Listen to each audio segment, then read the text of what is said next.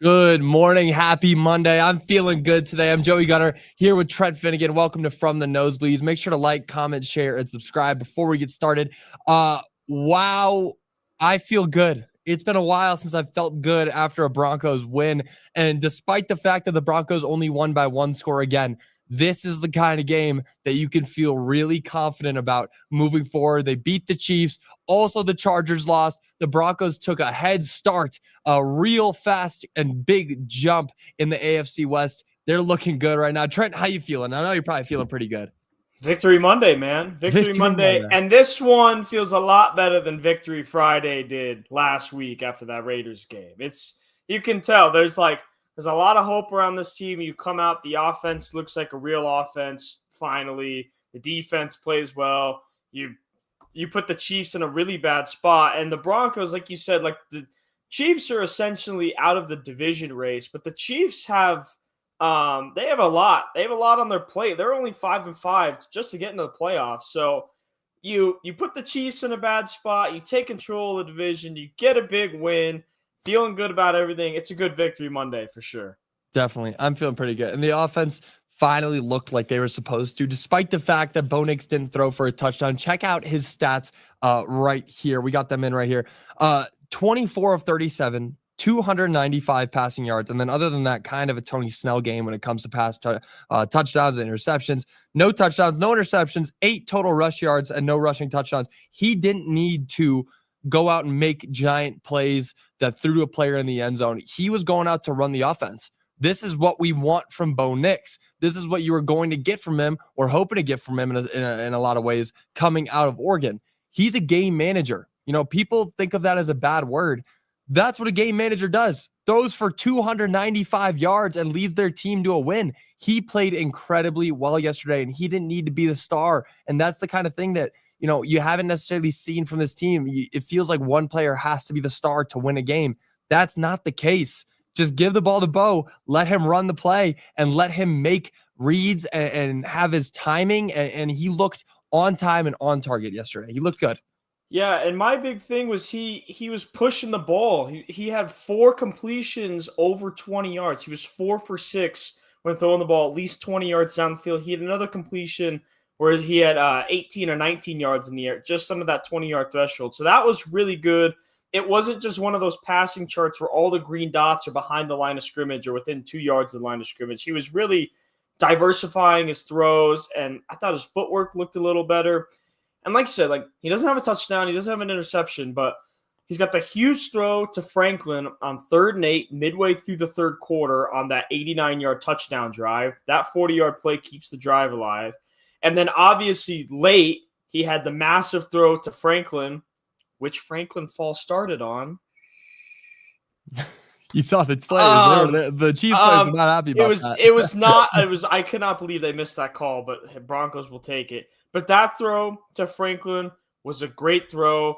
He was on time. He had another play in the fourth quarter where he's rolling and he hit Sutton on the run down the field. It was just like, it's like everybody who's been watching this team, especially like at the end of last year, like they knew that was in there for Bo Nix. It was somewhere, and it wasn't being shown for the first 10 weeks. Nobody knew where it was, and everybody saw it. They're like this guy isn't Tom Brady. He's not Drew Brees, but like we know he has good tendencies, and he wasn't showing them at all. And I think they finally came out on display in that game, and it was great to see from him. And the offense as a whole, just like they were able to get some steady drives. There were a couple tough 3-and-outs, short drives and whatnot, but the offense looked much better, I thought. And that started with Nix, who seemed like he had a lot more confidence than he did last week against the Raiders. Yeah, and you know what? I didn't believe it when people, I thought it was kind of ridiculous to say that the Broncos were sandbagging the Chiefs, hiding their best plays. And going out and watching how Bo Nix played yesterday, maybe they were hiding some of their best plays because he looked different. You're exactly right. We knew it was in there. It wasn't showing. And yesterday it shined. That is a performance that wins you a playoff game. You don't need to go out and throw for 3 touchdowns and run for 3 more like Josh Allen. You just need to win the game. If they can do that against Kansas City in the playoffs, then they'll be one step ahead of Josh Allen and the Bills, because that's something that the Bills can't do. A great win. You beat Andy Reid coming out of a bye. He's now 22-5. Yeah, that little loss to the loss column. Add that one to the loss column. Great. Huge win. And what this does for the team moving forward into the back half of the season is add an incredible amount of confidence. Now you have a good chunk of time where you get to rest. You chose to take the late bye, and you won 8 games in a row. You're on an 8-game win streak, and now you're heading into a bye. This is the perfect chance for the Broncos. They have all the momentum now, and they have all the rest that they need for the next 2 weeks to make this push going towards the playoffs. They could end up winning out. Like, seriously, they could win out of the rest of their schedule, and we could see them as the first seed in the AFC. And after a win like that, I have a real strong feeling that they could. I mean, I don't know where your confidence is at, Trent, but this is the kind of game that I was hoping to see that brings me back to being a believer that the Broncos can win a Super Bowl this year. Oh, 100%. This is what the fans need to see against a good team. I know the Chiefs are 5-5. I still think that they're a good football team. They got Mahomes, they got Reed, they got some talent. I know they're not the Chiefs of 2020 and 2021, but they're still a good team and whatnot. But yes, confidence. This fan base has confidence in their team again. This quarterback has confidence. The defense has always had confidence. And another thing, too, the special teams has confidence. The special teams. Will Lutz hit 5 field goals. Think about how many plays flipped that game on special teams. Will Lutz had 5 field goals, first of all. He was solid, 5 for 5. He made his extra point. It's a 54-yarder. But Marvin Mims with the 70-yard punt return in the first quarter, that's 3 free points. And then arguably the biggest play of the game, in my eyes, was the blocked extra point in the third quarter when they scored. Kelsey goes in, Chiefs go up 19-16, and you're like, all right, like the Broncos are going to go down 20-16. They need a touchdown. Roles are reversed this year.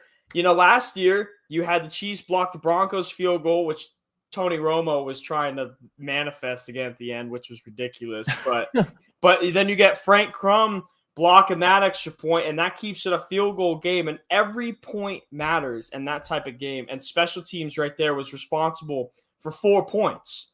And when you win a game by 3 points, 4 points is a lot. So the special teams really got their confidence back. And I think that started with them getting their all-pro punt returner back and Marvin Mims, who I know he's not filling up the box score on offense, but he's still one of the best returners in the league, and that 70-yarder was massive for them.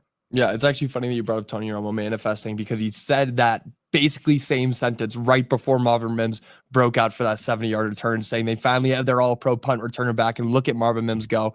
That punt return is funny, though, and I just want to hit on this quick because there was a flag thrown on that play, and you're playing against the Chiefs, and the receiving team on a punt, there's a flag thrown. You're automatically, if you're cheering for the receiving team, you're like, oh, snap.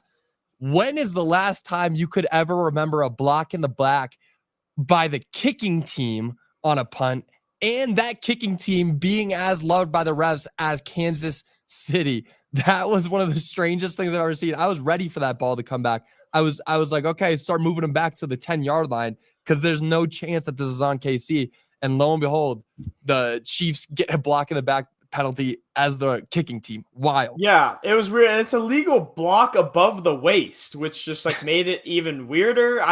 That was this one, but it's like, hey, we'll take it. But then obviously it came back.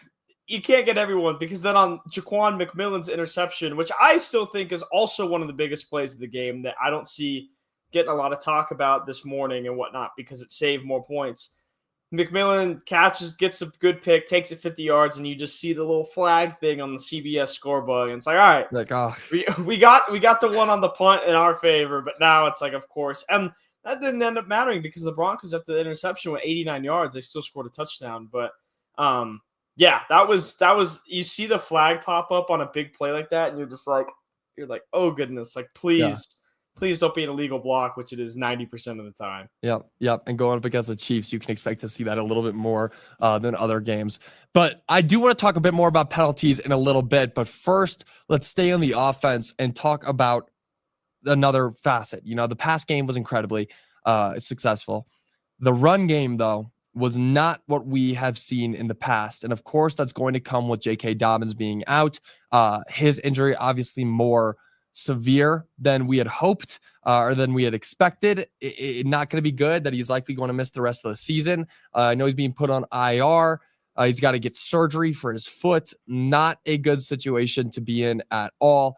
You would expect the running game to maybe, you definitely expect it to drop, but hopefully remain as impactful. And it did not look as impactful. And I wonder if that was his part, or that was part of the game plan. We're not going to run the ball as much against the Chiefs. Or is that RJ Harvey and Jaleel McLaughlin and Tyler Beatty not being able to successfully replicate what J.K. Dobbins brought to this offense? Because it wasn't great. The running game was not great yesterday. Well, here's the thing. There's not a lot of people that can replicate what J.K. Dobbins brings to the offense in the league. Like, he's a great running back. He was phenomenal in college. He was phenomenal as a rookie before all the bad injuries. He's been phenomenal this season after the injuries. Like, this guy is a really, really good running back. There's nobody on this team that can replicate what he does. And it's not a knock to Harvey or McLaughlin or whatever, but we'll see in 2 weeks. Harvey's going to get 2 weeks of reps as the number one guy in practice. By no means am I out on him yet. This was his first game as the starter, but he still split the carries. And then McLaughlin was in the pass game too. And so I'll wait to see. But we know Sean Payton. Sean Payton is not a bell cow running back kind of guy. Sean Payton is a running back by committee. And yes, he leaned on Dobbins, but he will always have a committee. And now that he doesn't have his number one guy, he's really going to lean to the committee thing. So I still don't think RJ Harvey is going to get that big of an opportunity. Like, I think 11 carries could be a ceiling. Maybe 15 is his ceiling. But just because this is how Sean Payton has been for decades, he's not going to lean on one guy, especially when he doesn't have the Alvin Kamara, or the J.K. Dobbins, or the Reggie Bush in the backfield. So we'll see. Well, I know that the next 2 games against Washington and Vegas, those are easier opponents. Harvey will have time to kind of mesh and get more used to being the starter. And I like to revisit that after 3 weeks and say, hey, we've played 2 inferior opponents. Has Harvey stepped up, or is he still 11 carries for 30 yards? And then you can kind of really get a good gauge on where he's at as an NFL player. Yeah. And definitely be without J.K. Dobbins is you're missing your one piece of true consistency.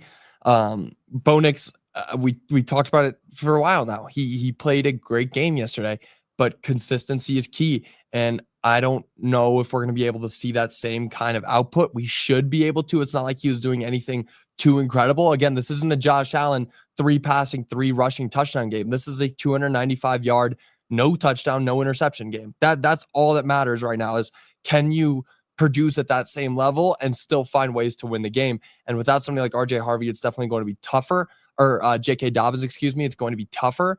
I hope that RJ Harvey can, end up meshing, like you said, with this offense and finding his role and being able to break out big runs like we've seen him do a couple times this season. But 11 rushes for 30 yards and then 3 receptions for 20 yards, that's just not going to get it done, especially in the playoffs. I hope that they don't have to rely on the run game the same way that they have so far this season. But overall, offensively, the Broncos looked like a powerhouse. They looked like true contenders again. The defense, of course, was outstanding. But there was one part of the defense that was shooting themselves in the foot, and that one part was one person. The best cornerback, too, in the league, Riley Moss, did not have his best game yesterday. He had a couple bad mistakes that led to 9 points for Kansas City. One 47-yard pass interference, another 40-yard pass interference that took away a Jahdae Barron pick 6,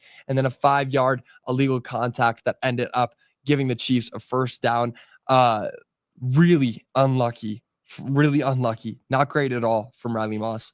Yeah, and I get it that these are ticky-tacky calls, but he has 9 DPIs this year. At some point, it turns from unlucky to technique. And look at this. The first DPI, the 40-yarder, was on a 2nd and 16. The illegal contact was on a 3rd and 7. The 47-yard DPI was on a 3rd and 20. Hence, the defense is about to get off the field in all 3 of these, and he kept those drives alive. And it's just, I get it. Like, people are defending him and saying, oh, they're ticky-tacky, they're ref calls. 9 DPIs this year. It's crazy. And it's just, and look, there's a 38-yarder on here against the Giants. There's a 22-yarder against Cincinnati. Like, these are big chunk plays that he's handing to these offenses. And it's just, I get it. He was a zone corner in college. He played a lot of cover 3 at Iowa. And we know Denver runs so much man where you got to be kind of hands-on. You got to stay in phase, keep tracking that hip. But he's not turning his head. He's too handsy. Instead of looking back for the ball and playing the ball, he's still just hand fighting in the middle. And he's got to change it because you can't keep handing 3 first downs in key situations to good offenses. And it's going to come back to bite the Broncos at some point if he can't fix it. Yeah, no, you're exactly right. Luckily, the defense was able to overcome. Of course, that one that nullified the Jahdae Barron pick 6 ended up turning into an interception anyways from Jaquan McMillan, who played incredibly. We'll touch on him in a little bit. But overall, the defense, as regular, like as usual, they played very well. I mean, holding Kansas City to 19 points is hard no matter what defense you have. How good your defense is, holding Kansas City to 19 points is pretty incredible. Any team that has a Patrick Mahomes at the helm, a Lamar Jackson, a Josh Allen, hell, I'll even give you Joe Burrow when he's healthy. Holding one of those teams to 19 points just goes to show how good overall this defense is and how they can win a championship or a Super Bowl just because of that unit, that defensive unit. I mean, you look at Justin Sherrod led the team in tackles with 10 total tackles, 4 solo. Jaquan McMillan, 5 tackles, 2 sacks, 2 tackle for losses, a pass deflection, 2 QB hits, an interception. I think we need to talk about him right now because I know that you have some thoughts. You wrote down who your MVP of the game is. And wow, he was just on one. Jaquan McMillan, incredible. 2 sacks, big interception. That interception was massive, and he got up in the air to pick off Mahomes on that play down the red zone, which saved them at least 3 points, probably 7 points on that one. And then the 2 sacks.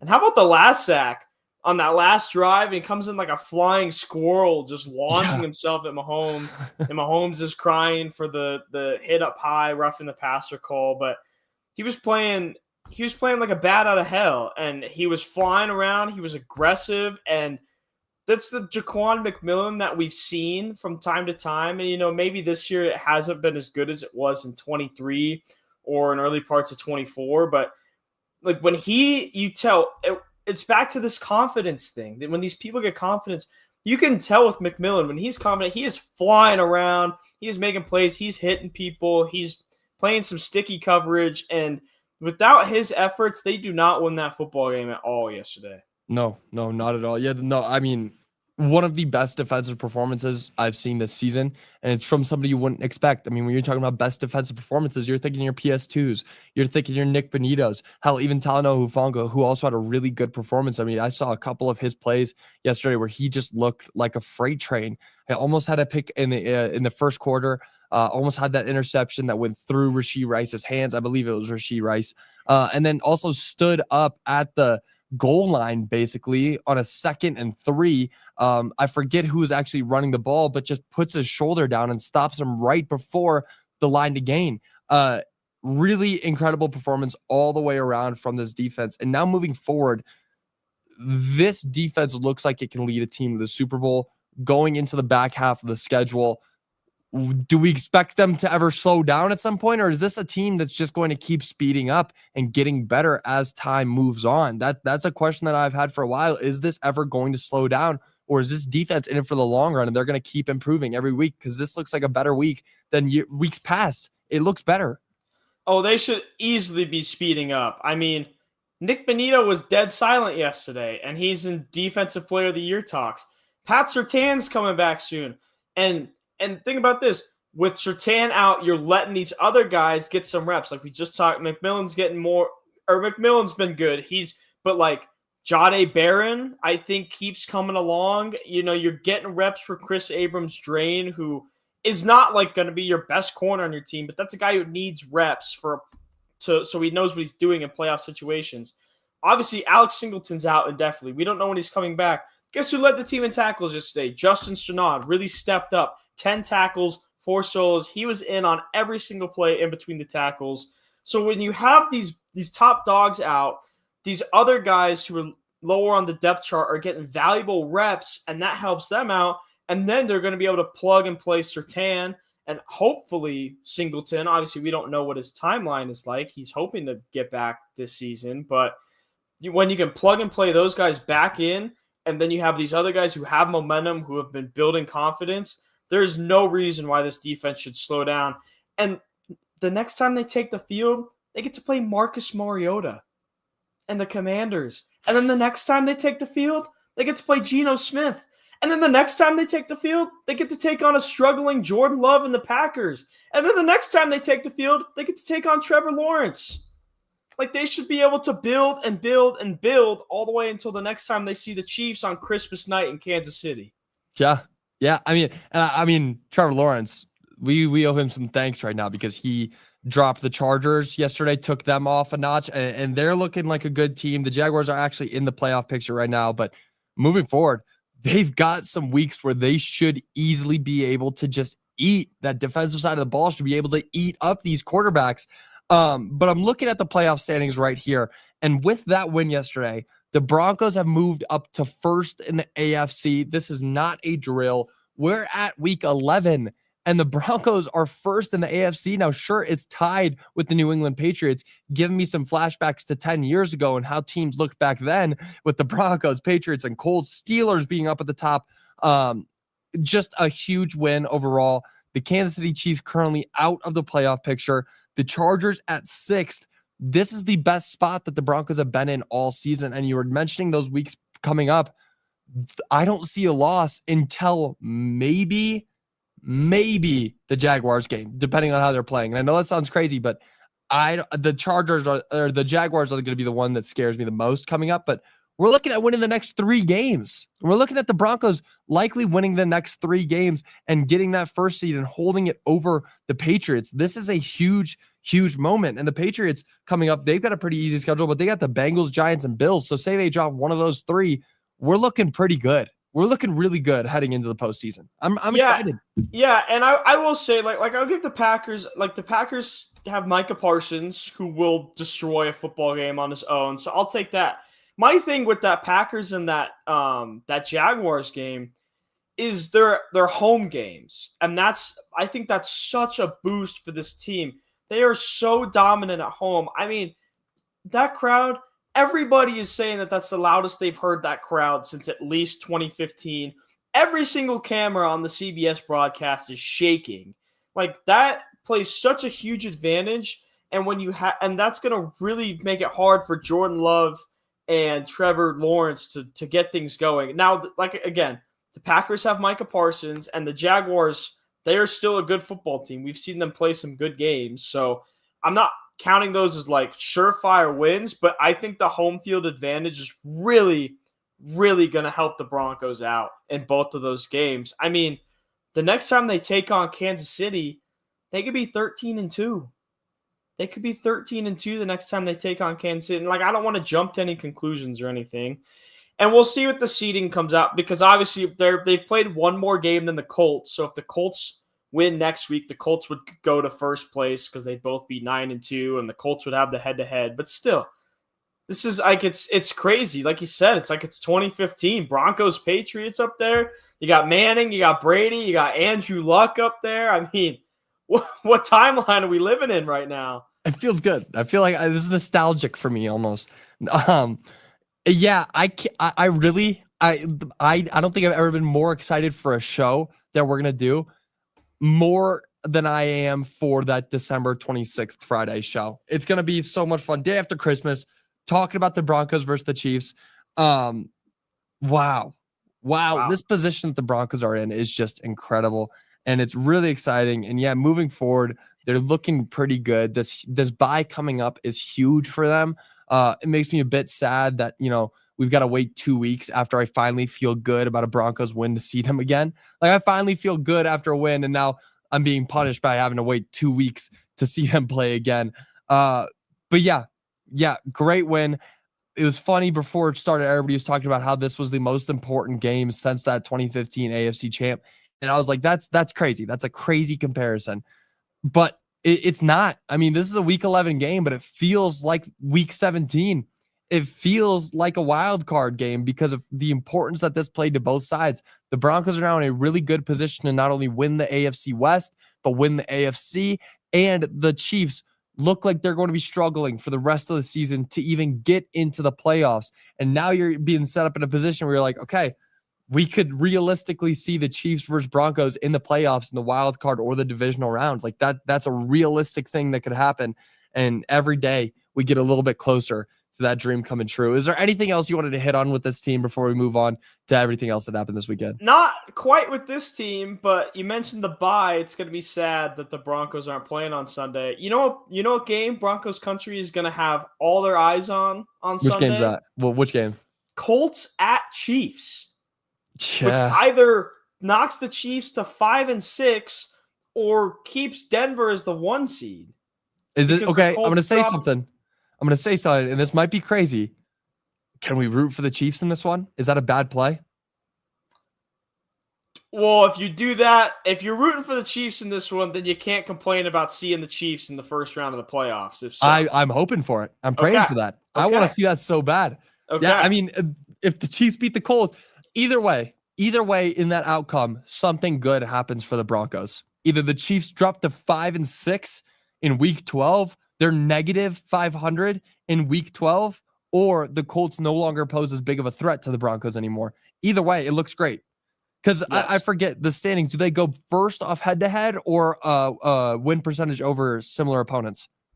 So it starts it starts with the head-to-head, so that's why the Colts have it. But then, So right now, the Broncos are over the 9-2 Patriots because of win percentage in conference games. The Broncos are 6-2 in conference. The Patriots are 5-2 in conference. So that one will even out as well because those total numbers will be the same at the end of the season. So definitely a lot of shuffling that could happen with that top 3. But I mean, like the top 3 is like the Bills are right there, but like the Chargers have 4 losses, the Jaguars have 4 losses, the Steelers have 4 losses. Like if these 3 teams keep playing like they are, and like just talked about, Denver's got a little bit of an easier schedule. New England has the easiest schedule in the league.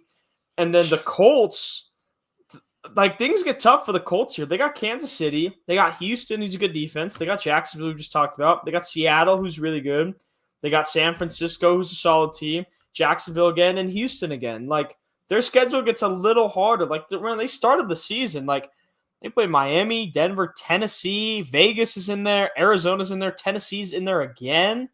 So like it's going to get. I'm not saying I still think the Colts are a great team, but the schedule is going to get a little harder for them. So a lot of shuffling that can happen up top the AFC here in the next couple of weeks. It's going to be real interesting. Yeah, let's see how Indiana Jones can do. And as we cap out the Broncos, let's just look around. What an amazing week of NFL football we witnessed yesterday. Maybe my favorite week I've witnessed in a long, long time. I mean, this is incredible. We saw 3 game-winning field goals. We got to see Shedeur Sanders play. As bad as it was upsetting, but he got to play.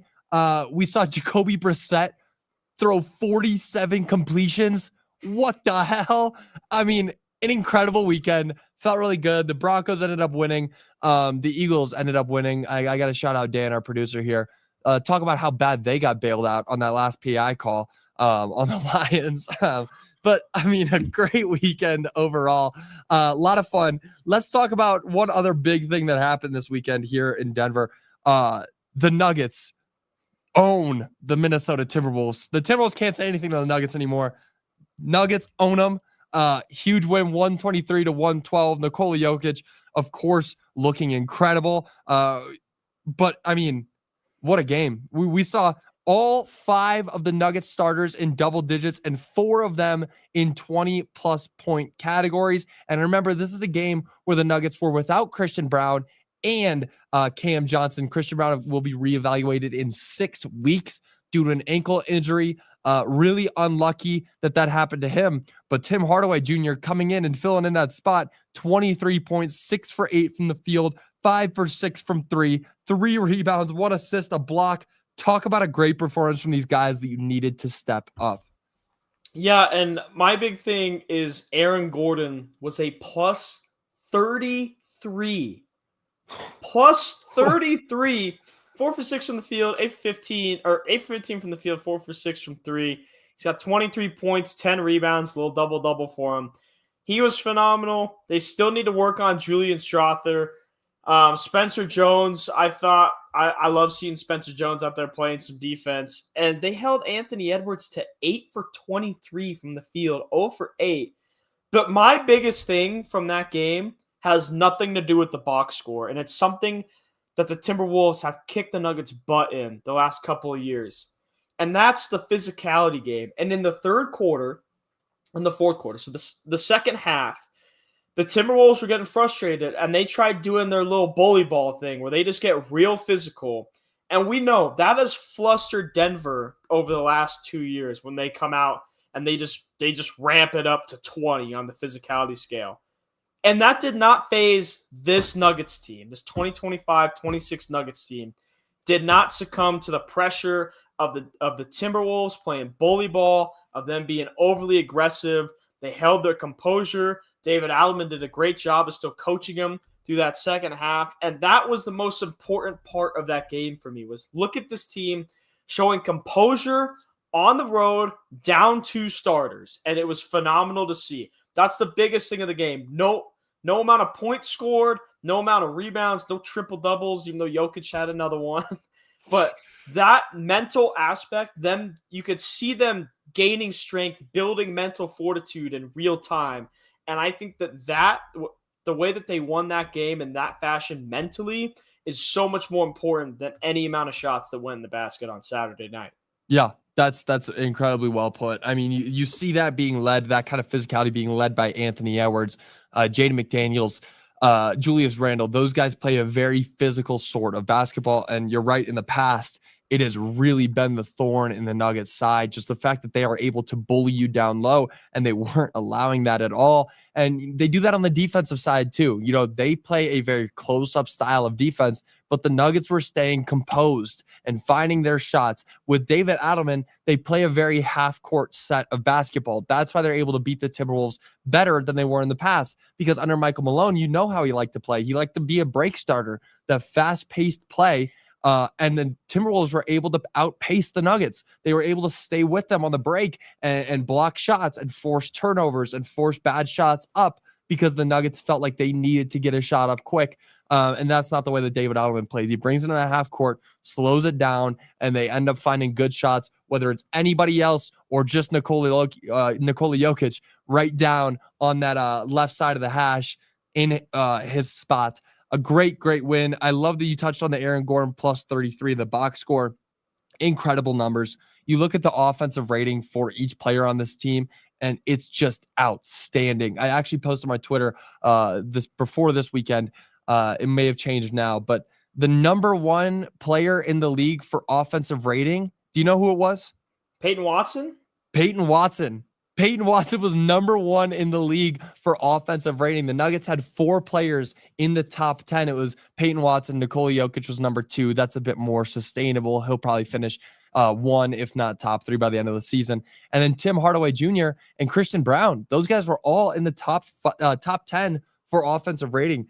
And they just did it once again. They dominated. They went on the road. And even though Minnesota's court was as cool as ever with that Prince logo behind the Wolves banner on the front, or the half court, they looked dominant. They just continue to win. I can't believe what we're seeing from this team right now. They just keep doing it over and over and over. Yeah, great stuff. Great stuff. Huge. But overall, a great weekend for us here in Denver. Obviously, huge win for the Broncos, as big as it gets. People are comparing it to the 2015 AFC championship match.